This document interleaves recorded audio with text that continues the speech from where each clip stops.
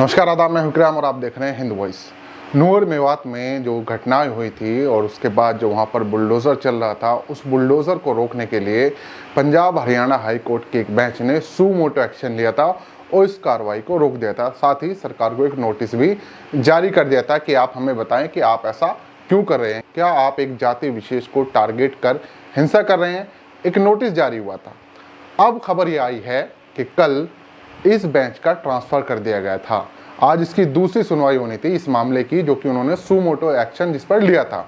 दूसरी सुनवाई होने वाली थी, लेकिन उससे पहले ही इन जजों की जो बेंच थी उसको ट्रांसफ़र कर दिया गया था। अब मैं आपको बताता हूँ कि इसमें कौन कौन से जज थे जिन्होंने ये एक्शन लिया था, क्योंकि जब उन्हें लगा कि ये क्या हो रहा है, इस प्रदेश में हरियाणा में एक जाति विशेष के घरों पर बुलडोज़र चल रहा है, मामला कोर्ट तक आया नहीं, कोई इतनी कानूनी कार्रवाई हुई नहीं, लेकिन एक्शन वहाँ पर लगातार हो रहा था। और वहाँ पर कुछ लोग जो गोदी मीडिया के दलाल, चाटुकार, पत्रकार बड़े खुश हो रहे थे, बड़े खुश नज़र आ रहे थे और वहाँ पर खड़े होकर चिल्ला चिल्ला कर कह रहे थे और पूरी दुनिया को बता रहे थे कि देखिए कैसे हरियाणा की सरकार योगी सरकार की तरह एक्शन ले रही है, बुलडोज़र चला रही है और लोगों में खौफ पैदा कर रही है। इस बैच में जस्टिस GS संधवालिया और जस्टिस हरप्रीत कौर जीवन ये शामिल थे। अब जस्टिस अरुण पल्ली और जस्टिस जगमोहन इस बेंच की सुनवाई करेंगे, जो कि आज की तारीख में। अब आज क्या होता है वो मैं आपको अगले अपडेट में बताऊंगा, लेकिन एक सवाल खड़ा हो गया कि इन जजों का ट्रांसफ़र क्यों हुआ। कानून की प्रक्रिया होती है, कुछ सिस्टम होता है, या फिर कहीं का किसी का कोई प्रेशर होता है। नीचे कमेंट करके ज़रूर बताइएगा।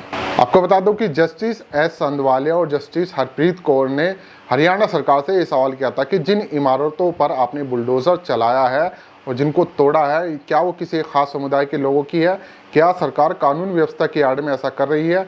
हाई कोर्ट ने हरियाणा सरकार को एक नोटिस भी भेजा था कि आप इसका जवाब अगली तारीख तक दे दीजिए, यानी कि आज 11 अगस्त को इसका जवाब भी सरकार देगी। अब वो क्या देगी और जो नई बैच है, नई जज हैं, वो उस पर क्या सुनवाई करेगी और क्या कुछ नया एक्शन लेगी या नहीं लेगी, ये अगले अपडेट में मैं आपको बता ही दूंगा।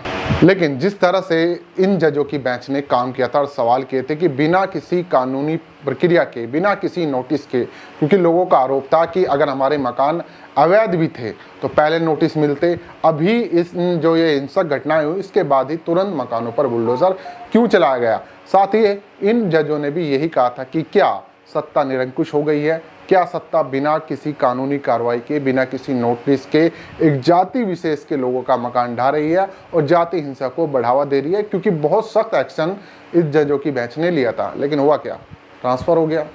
मुझे इस बात पर दिल्ली दंगों की एक बात याद आ जाती है। आप लोगों को याद ही होगा कि दिल्ली में जब 2020 में दंगे हो रहे थे, फरवरी 2020 में, एक जज ने उस पर भी सू मोटो एक्शन लिया था, लेकिन फिर रातों रात ट्रांसफ़र भी हो गया था।